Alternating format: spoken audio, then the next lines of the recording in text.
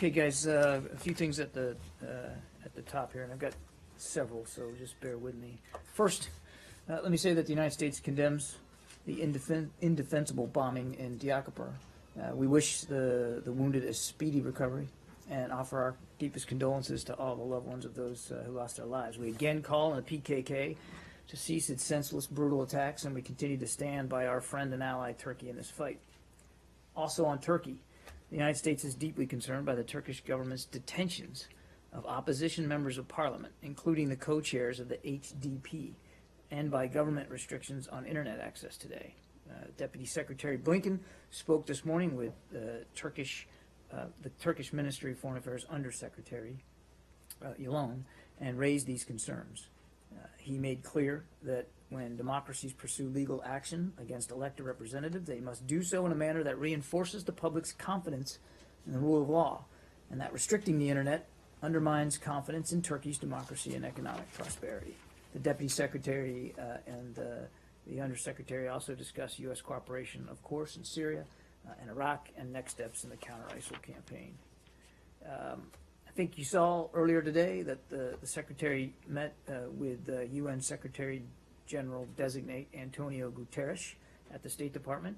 The Secretary took the opportunity to use this meeting to congratulate Mr. Guterres on his appointment, of course, and to underscore our desire to work closely with him in his new role. They discussed some of the important global challenges that will continue to require UN leadership, such as ending the conflicts in Syria, Yemen, and South Sudan, addressing climate change, implementing sustainable development goals, and responding to global migration and other humanitarian crises. On the Paris Agreement, in case you missed the anniversary today, actually, what's that? You didn't? Good. Less than a year after being adopted, the historic Paris Agreement now officially enters into force. I think, as you know, the Paris Agreement is the most ambitious and inclusive climate agreement ever achieved. Now, with this momentum now, we head into COP22, which will be in Marrakesh starting next week, with a strong focus on now implementation and action towards actually, getting there on all the things that countries need to do. On Monday, we'll have right here at the podium the U.S. Special Envoy for Climate Change, Dr. Jonathan Pershing, who'll give you a preview of COP22. And then speaking of COP22, I think you'll see a travel announcement from us shortly about the Secretary's upcoming travel. He will leave on Monday, the 7th of November. His first stop will be Antarctica, where he will have a chance to visit with scientists and researchers, both at McMurdo Station as well as the South Pole. He'll be the first Secretary of State and the most senior U.S. government official to ever travel to Antarctica, and he'll be there from the 10th to the 12th of November. Follow-on stops on this trip include Wellington, New Zealand for bilateral discussions on the 12th and 13th. On the 14th, he'll be in Oman. On the 15th, United Arab Emirates. We go to Morocco on the 15th and 16th for COP22, and then he goes on to Peru for the APEC conference on the 17th and 18th before returning home. So it's a long trip, lots to cover, but we'll keep you guys posted as the schedule continues to firm up. Can I just ask very briefly on the trip in Antarctica? I mean, he's not going directly there, is he? He's got to stop beforehand, right? In Yeah, New several Zealand? stops. Well, in New Zealand, though. I mean, you can't just fly. I thought you were talking about fueling.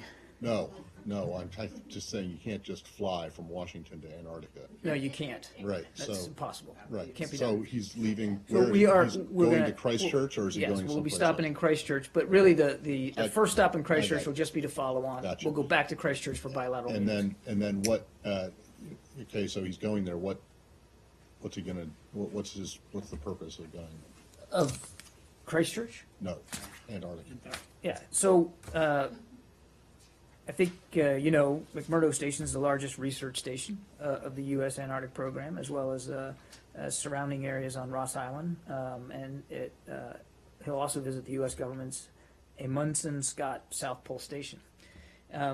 There he'll have a chance to meet with scientists and researchers that are studying a wide range of subjects in the extreme south, including, of course, climate change. He'll also get a chance to see firsthand part of the recently established Ross Sea Region Marine Protected Area, which we announced a week or so ago, the world's largest marine protected area, which is some 1.5 million square kilometers, or about nearly 600 square miles. So this visit will be hosted by the U.S. National Science Foundation, which manages the U.S. Antarctic program. So it's a chance to really see firsthand what's going on with climate change research. Climate change and ice. Of course, yeah. Has he voted? He will be, he's leaving on Monday, so he's not. Wait, let's just, go ahead, stay on. Is the scheduling of this designed to keep him out of the country during the election? No. Well, I mean, I I mean, remember last. will it? Yes. But is there some sort of design to keep him out of the country on election day? No. I mean, the secretary's been wanting to get down there for a long, long time. And frankly, this schedule was very literally driven by the weather. As a matter of fact, as I understand it from the briefings that we got last week from scientists that you wait much longer in the year, and it's extremely difficult, if not impossible, to travel down there. So do you know, has he voted I understand that he has voted. in Massachusetts? I'm assuming it's still his home state. I can check on that, but I know that he Right. has voted. Is Yeah. is he physically going to go from the Edmondson station to the actual spot of the South Pole? Are you aware of Yes, that? so it's you go to Christchurch. It's about a 5-hour flight Yeah. to McMurdo. We'll spend the night there because of just the time it takes to get there and acclimatizing, and then we'll get up the next morning, and it's about a 3-hour flight from there to the pole. There's an actual research facility at the pole. So he'll go outside and go to that marker for the South Pole. I'm assuming so. Okay. I don't know, but the research, as I understand it, the research facility itself is just a few hundred meters from the actual pole. Yes, So it's you still have to go outside to get there, though. yeah, I'm assuming you have to go outside to get there. Okay. But the research facility's right there, so we will be on the South Pole. Do you know if the foreign minister of New Zealand is going to be going with him, or He will not be. So there's no real technically diplomatic component to the trip. The I purpose understand for it's a climate the change purpose thing, but for it's the not a- South Pole is to talk to researchers and scientists, largely about climate change research. Say, Can we go to Syria? Can I just ask Oh, sorry. just what specifically does he hope to achieve with this visit, and how much is it going to cost U.S. taxpayers for him to go look around? I will see if we can get you an estimate. I don't have that, but I think, any basic understanding or attempt to understand climate change, you have to understand what's going on both in the Arctic and the Antarctic, especially with melting glaciers and ice and the sea level rise that can come from that.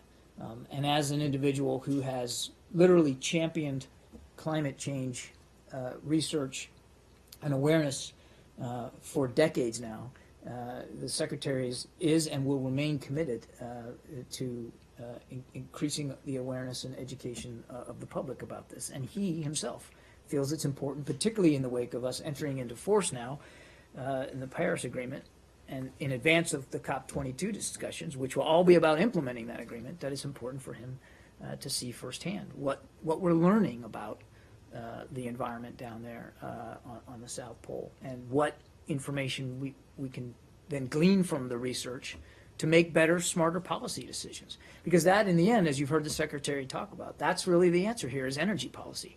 And he believes it's important to go down there and see that for himself. Because there's some criticism that this trip is basically, the Secretary wants to knock Antarctica off his bucket list, and he's doing it sort of on taxpayer.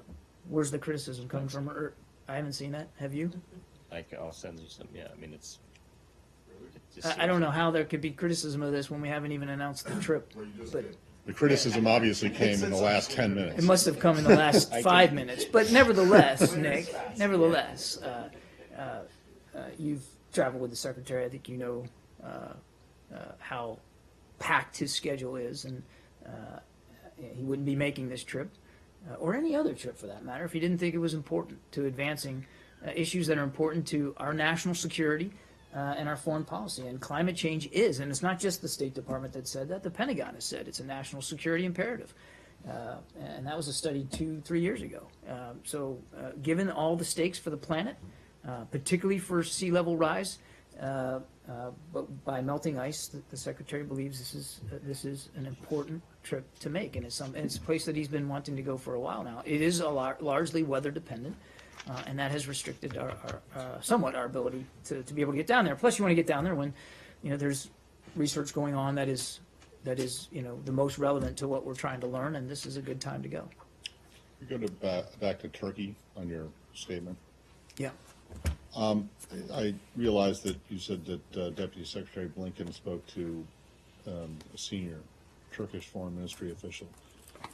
Is that the only contact that you're expecting today on the arrests of these pro-Kurdish MPs?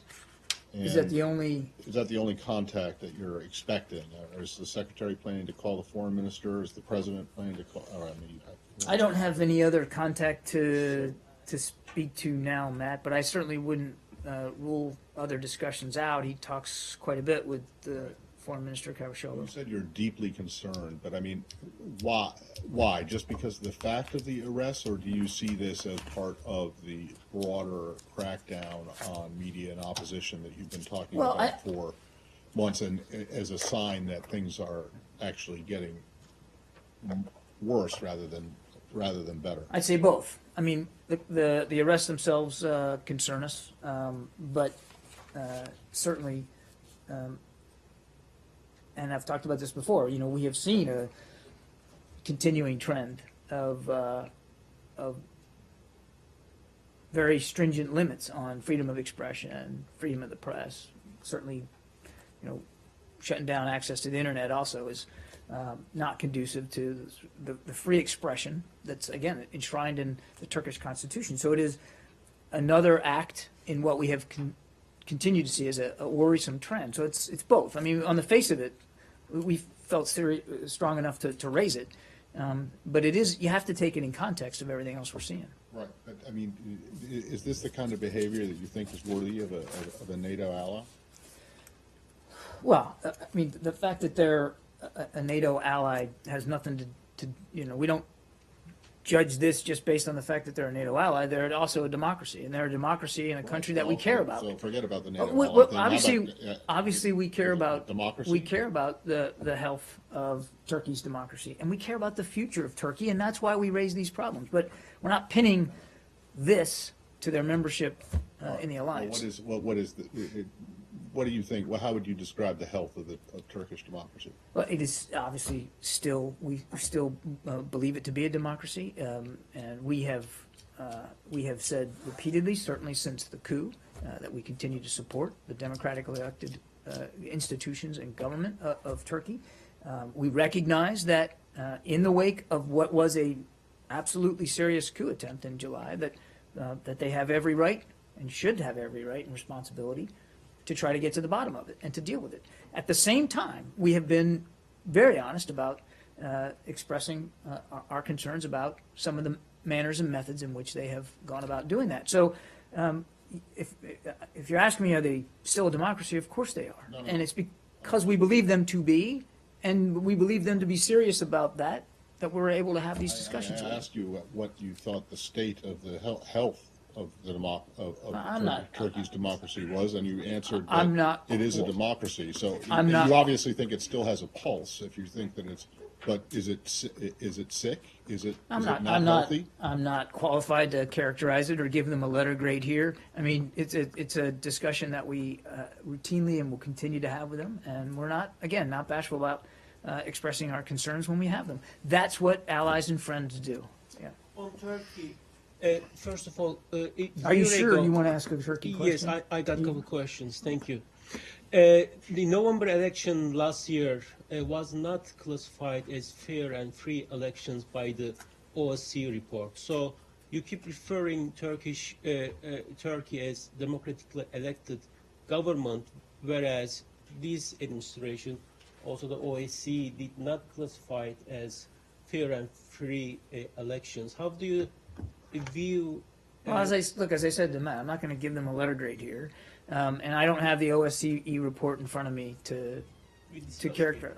I'm not disputing that you've read it. I'm just saying that those findings, nevertheless, it's still a democracy, and there are principles enshrined in their constitution, many of which we've talked about here a lot, that we continue to want to see observed.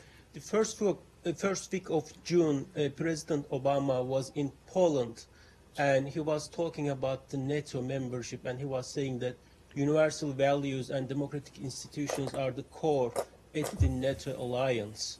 So you I think, just said that this has nothing to do with NATO membership. Isn't that the democratic values is the part of the No, that, membership? you're oversimplifying my answer back to Matt, which was, do these arrests, how do you feel about these arrests in light of the fact that they're a NATO ally? And what I was trying to do was say we're not drawing a connection between these arrests and their membership in the alliance. And yes, the alliance, is one of the guiding principles of it is a devotion to democratic ideals. And Turkey is still a democracy, and Turkey is still a member of the alliance. A week ago, Human Rights Watch issued a report regarding the torture in the Turkish jails. This report followed Amnesty reports which had similar fundings.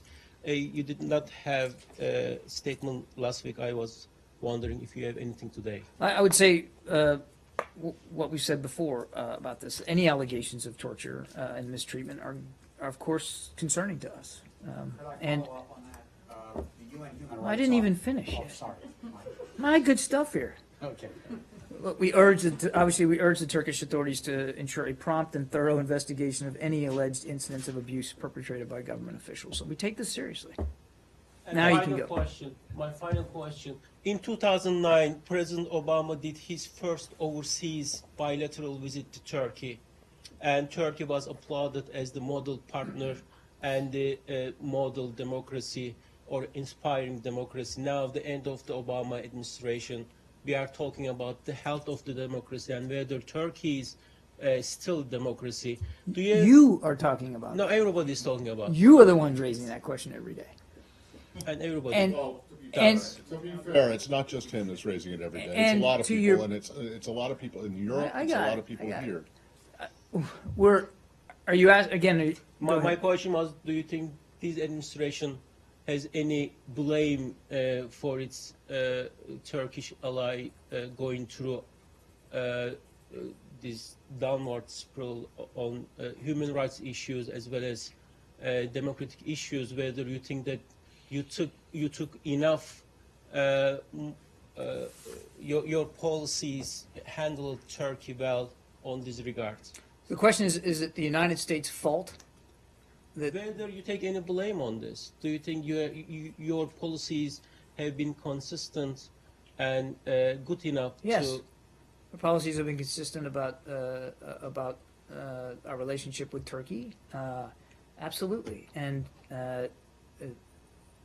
this is a country. I think it's important to remember that just a few months ago had members of their own military shelling and dropping bombs in their capital.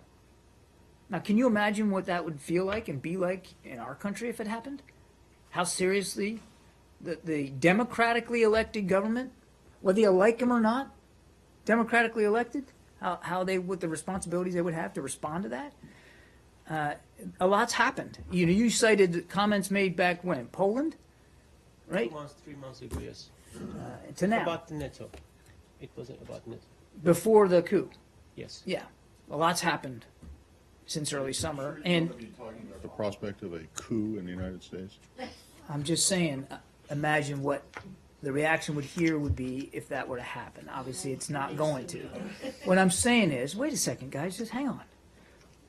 I take great exception to this, to a notion or even the suggestion that the United States is somehow to blame for what's happening inside Turkey, as if our policy determined the events of since summer. Look, they suffered a nearly successful coup attempt, and they're reacting to it. And in the reacting to it, we have been firm and consistent as recently as today with the deputy secretary's discussion. We've been clear and consistent about our concerns about how Turkey is dealing with the aftermath of the coup. But they're an ally, they're a friend, they're a partner, and we're going to keep the dialogue close. We're going to keep the relationship strong, and we're going to keep working at this. But to a suggestion of laying it at the feet of the United States government, the United States policy, is not only wrong-headed, but it's well oversimplified. That any one nation's policy about any other one nation is going to determine the entire direction it moves with respect to its democratic institutions. Today, the U.S. that the United States, as you say, you have been public and consistent Yeah. in your concerns, both about the manifest reduction in media freedoms and about the incarcerations of large numbers of people, tens of thousands detained, right? Why do you think those arguments do not appear to have found much resonance with your Turkish allies? I get that they suffered a political trauma, but you've been making this case, and it doesn't appear, certainly not on the media freedom side, right? And not really particularly on the roundups of the officer corps and other people, school teachers, it's very broad and deep. So why do you think your arguments have found so little resonance in the Turkish government? That's hard to say, but I would make 2 points. One is it's difficult to know exactly what's inside the minds of Turkish leaders as they make these decisions. But they are making these decisions. President Erdogan is making these decisions as the head of government. The second thing I'd say, Arshad, is it's, again, it's this idea that it's U.S. policy alone here that's driving the flow of the democratic river through Ankara, and it's not just about the United States. There are the other nations, many other nations have had and have expressed similar concerns about the situation in Turkey. Yes, we do it probably more often and certainly more publicly than some nations, but it's not just the United States that has these concerns or has raised those concerns. So it's not just about Turkish leaders to borrow, I think, what you're trying to say, rebuffing U.S. calls. It is there are other nations also have expressed these concerns, and why we're still seeing these kinds of decisions get made. It's just difficult to know. Following up on the question a while back, today the UN Human Rights Office said that the arrest of the pro-Kurdish politicians combined with the detention and suspension of 110,000 officials goes beyond what is permissible. Would you agree with that statement? I haven't seen that report, and I'm not going to characterize each and every report that's made. We have, I think, Steve, you can go back and look at everything we've been saying about this and see exactly where our heads are. And I wouldn't, if it wasn't important to us in terms of our concerns about what's going on, I wouldn't have read out the discussion that the Deputy Secretary had just today. So I'm not going to, again, give him a letter grade here. That's not my job. Asking for a letter grade, asking for You're reaction asking me to the UN Human you're Rights asking me to Office. confirm what another group is saying. I haven't seen that report. I would just go back to what we've said before about our concerns. They've been clear and they've been consistent. Yeah, go ahead. Given the strong criticism from the EU as well as your own and from the UN Human Rights Office, and Arshad's comment, they haven't been really responsive so far, are you contemplating further measures, whether at the United States alone or in concert with the EU and perhaps through the UN? What we're focused on is having a continuing dialogue with Turkish leaders about the situation there and about continuing to express our concerns when we have them and as well as our support, which gets lost in this discussion, our support for the democratically elected government of Turkey. So we're going to focus on the bilateral relationship and as for next steps or decisions that might or might not be made, I'm not going to speculate. I'll follow up on that. Turkey says this is a legal issue, it's not a political one, as HDP parliament members detained after failing to answer an investigation summons. Among the charges facing HDP members are offenses of spreading PKK propaganda, which the group you mentioned in your opening statement carried out an attack this morning, killed 9 people and injured hundreds of people. I was wondering what's your comment on that as well about Turkey's Well, considering that as a Again, I legal think issue. I would just point you back to what I said at the beginning, which is, which states very clearly what our concerns are. And I'm not gonna characterize or dispute a characterization by the Turkish government on this. We've been on the record now, both in a discussion with a representative from their Ministry of Foreign Affairs, with our Deputy Secretary, and with me here at the podium about our concerns about these arrests. And I think I'd leave it at that. HDP co-chairman Demirtas was here last summer, and he met some high-level officials in this building as well. I was wondering, there is an accusation in Turkey actually about HDP having an organic link with the terrorist group PKK. I was wondering if this topic came up in I this don't have a discussion more in this building. specific readout of the discussion. Yeah, go ahead. Do you think that the arrest of the Kurdish parliamentarians puts at even greater risk the Kurdish population, the people of Kurdish origin in Turkey? As a background, in 1915, 100 years ago, the Armenian genocide was launched after the Ottoman Turkish government arrested the Armenian parliamentarians of the Ottoman parliament, and now the voices of Kurdish people in Ankara, in the Turkish parliament, are being silenced. Do you think that this puts at even greater risk the Kurds of Turkey? Again, we've responded to this arrest. I'd point you back to what I said at the beginning of the briefing on that.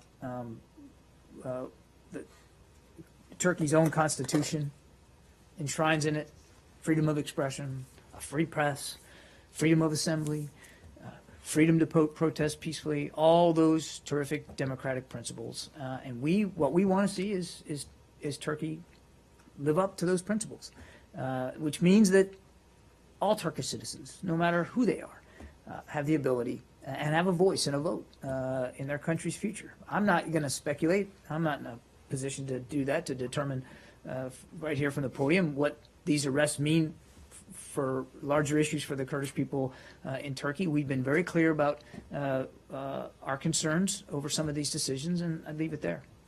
Okay? Can I just ask you the phrase that you used, which was a nice turn of phrase, the driving the flow of the democratic river through Ankara? Did you just come up with that? Yes. I wrote that down too. I thought it was quite good. I want to Would've see been- it. I'd like to see it in some of the coverage. Would have been better if you could have worked in the Bosporus. Yeah. Yeah, But- well, my geography is a little weak, Matt, but Well- I mean, I was just trying to make a point. Gotcha. And I do want to see it quoted. I thought it was a great line, too. Yeah. John, you said you're deeply concerned about the recent incidents in Turkey. And we know that the leadership of the HDP were here in the United States and spoke out and raised their concerns about the direction where Turkey has been leading, which is getting worse. What does it take for you to say you condemn it and make a more clear message to the Turkish leadership that this is not, as human rights says, not permissible? I think, again, we have been nothing but clear and consistent about our concerns over what's happening in Turkey. Now, maybe you might want to quibble with the verbs that we're using up here, but I think any reading of things we've said publicly and readouts of meetings that we've had privately will show you that we have been nothing but clear and consistent about our concerns. Okay? Yeah. First of all, could you give us an assessment of the current cessation of hostilities, if you have an assessment of the Well, current cessation of hostilities? no, there isn't a cessation of hostilities. I mean, there's still discussions going on in Geneva to try to get us to one. I'm saying that it's what the Russians announced, that they extended the cessation of hostilities. No. Sorry, they said that they were going to extend a humanitarian pause, and I don't have a battlefield update in terms of whether that pause has actually been fully observed or not. We have seen violence in and around Aleppo, but I'm not going to get into a blow by blow. What I can tell you, though, remember the humanitarian pause was designed for what? To allow people to leave, but it was also to allow aid to get in. And how much aid has gotten in? None.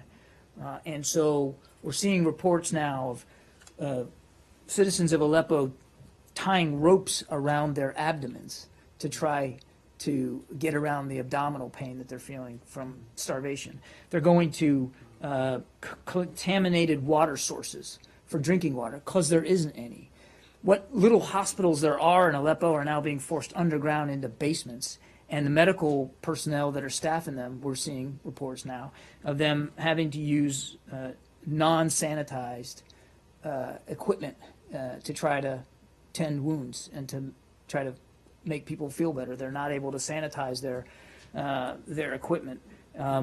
So whether the pause is in effect or not, you'd have to talk to the Russians, but the Syrian people, particularly the citizens of Aleppo, certainly aren't feeling any benefits from it. So on the actual bombardment, are there any ongoing aerial bombardment by the Russians or the Syrians? Again, I don't have a battlefield update here for you, and I tend to But there's avoid trying to been get into that. increased, bombardment from eastern Aleppo to western Aleppo. Are you aware of that?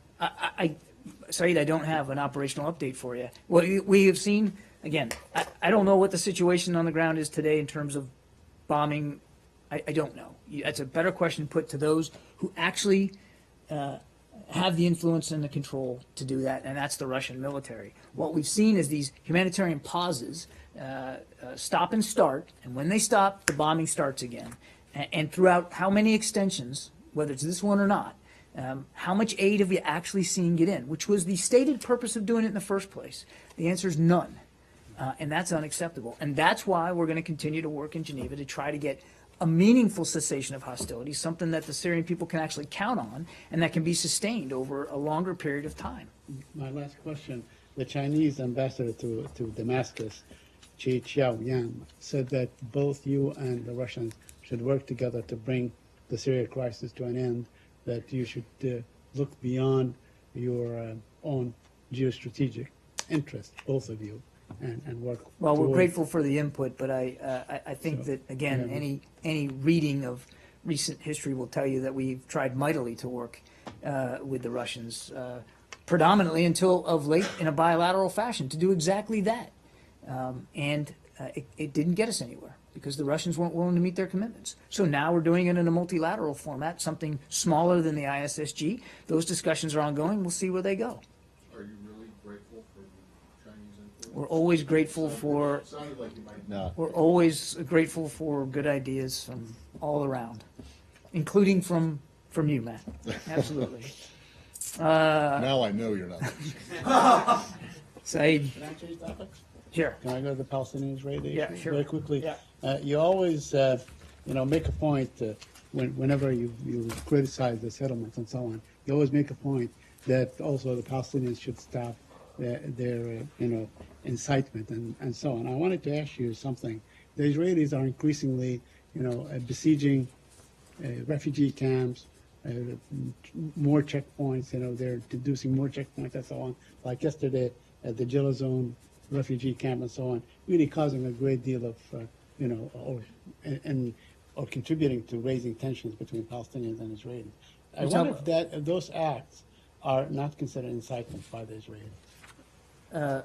You're talking what acts? I talk about the increasingly there are more checkpoints. Increasingly there are raids at night. They're arresting people, whole families and so on. Well, look, as I said before, and specifically on checkpoints, that or closures of them, that we would hope that any measures that Israel takes will be limited and will minimize the impact on the vast majority of nonviolent citizens. One other question. In my neighborhood of Abadis, the Israelis went in this morning and ordered the mosque not to have the morning prayer for a call for prayer. Isn't that an incitement? Isn't that something that is might incite the population and so on? Look, I'm loath to get into characterizing each and every decision made and every comment put forth, but I think you also know, Saeed, how seriously here in the United States we take the right of freedom of religion, and we want to see people everywhere be able to worship the way they choose to worship. I think I'd leave it at that. But that is a completely Palestinian town. I mean, there are no settlers in the city, in the town. The closest No, I settlement understand. is they just went in they enforced this order without giving any I explanation. understand what you're saying. I can't confirm the specifics of what you're saying. But in general, of course, we always support the right of people to worship as they deem fit, as they believe. Okay, thanks everybody. Have a great weekend. Oh, one thing before you go. And I meant to do this at the top, but you weren't here. This is the last briefing that I have with Arshad. I know your last day is not today; it's next week. But I'll be on a trip, and I won't be here to. What's that? I won't be here for your last day. So I wanted to, on behalf of everybody that in the Public Affairs Bureau, certainly on my behalf, thanks for your professionalism, for your dogged pursuit of some tough issues and trying to get to the bottom, to get to the truth, to get the facts on issues. Anybody that's stood up at this podium knows that you are no easy questioner. And that's a credit to you and to the organization that you work for. When your hand goes up and I call on you, I know that I need to know what I'm talking about because the questions are going to be smart and your expectations of answers, they're going to be high. So I respect you as a professional. We're going to miss you here. I know you're moving. You're still going to be covering us in a different capacity at Reuters. We wish you well in that endeavor. All the best. It's a well-deserved move for you. But again, thanks for being such a pro. And I think a round of applause. All right. Have a good weekend.